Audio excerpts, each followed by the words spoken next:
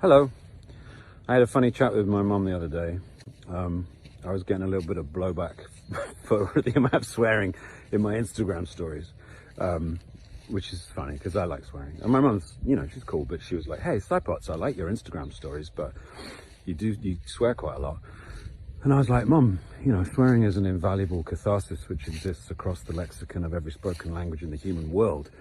It's a linguistic acknowledgement of societal taboo. It's an act of liberation which grants us a moment of freedom from the fragile homemade boundaries that we set up around our capacity to intellectually rehearse supposed transgressive ideas. In the English language at least, profanity is predominantly a tussle with our more basic functions and desires, those acts and instinctive behaviors which we have long been relentlessly encouraged to suppress, deemed vulgar by ancient hegemonic forces.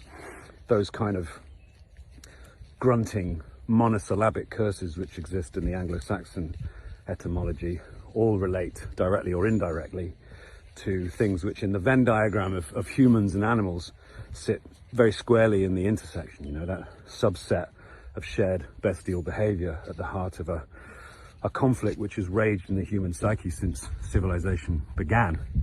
And that's the sort of, hubristic assumption that we are somehow different from all the other life on Earth because we are blessed, or, perhaps more appropriately cursed with the capacity to imagine our own death with suffocating objectivity. We get to see behind the curtain, and yet we're powerless to alter the destiny wound into the twin spirals of our DNA, our expiration racing towards us with all the inexorable inevitability of a sunset.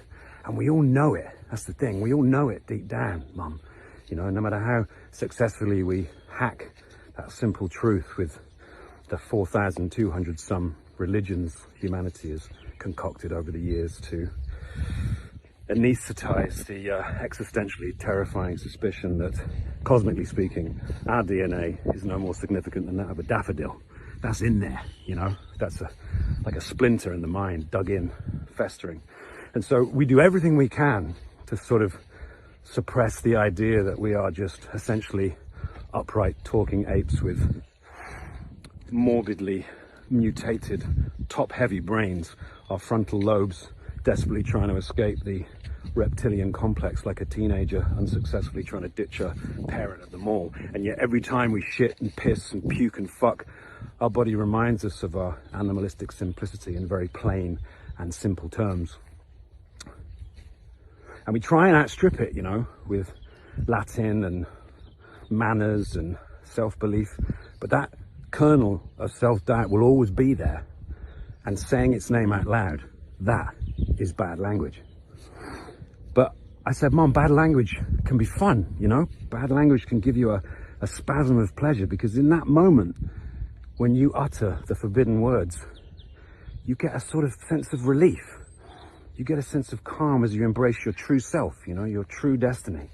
You get a sense of odd satisfaction as you accept that, like just every other life form on the surface of this insignificant planet, we are destined to return oblivious to the atomic soup whence we came. And every brief consciousness that ever existed or will ever exist will eventually be extinguished and forgotten like embers above the bonfires of time. And my mum said, "Oh, fuck you, you miserable cunt."